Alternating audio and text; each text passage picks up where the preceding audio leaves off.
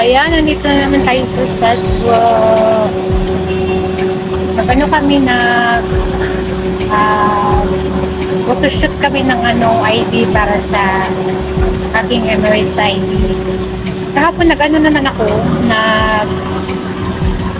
bigay naman ako ng photo, pero nila in-accept kasi nga daw, siya, may, ano kasi ako ng earrings kahapon.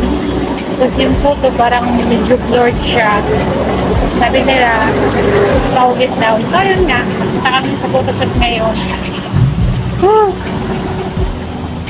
Medyo okay naman yung ngayon, weather. Hindi siya masyadong mainit.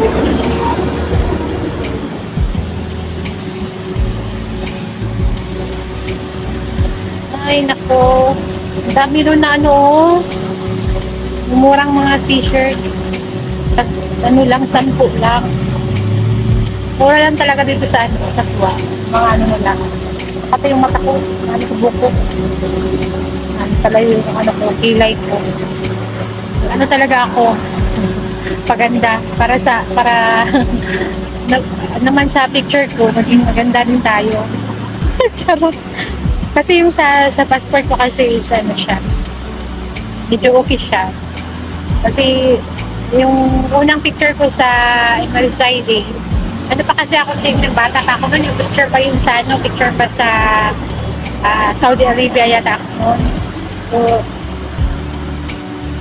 yun yung binigay ko sa kanila.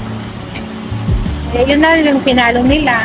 Since na medyo nag-chubby ako, ayun. Kaya yun, pinalitan nila. So, napapalitan ng picture.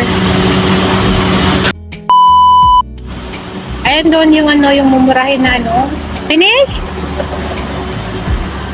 Yun doon yung murahin na tag-10 lang.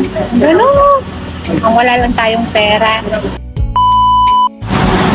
So, ayan, nandito ako sa labas. Hindi naman siya masyadong mainit. Medyo lang. Pero makaya naman siya. Hindi lang namin ini-edit pa nila. Ginagawa nga. Picture na magamit sa Emirates ID.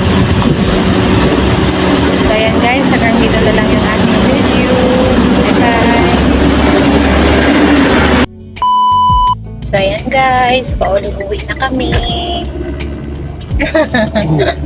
In my vlog. Are you making video? Yeah. Pauwi na kami galing ng photo para sa Emirates ID.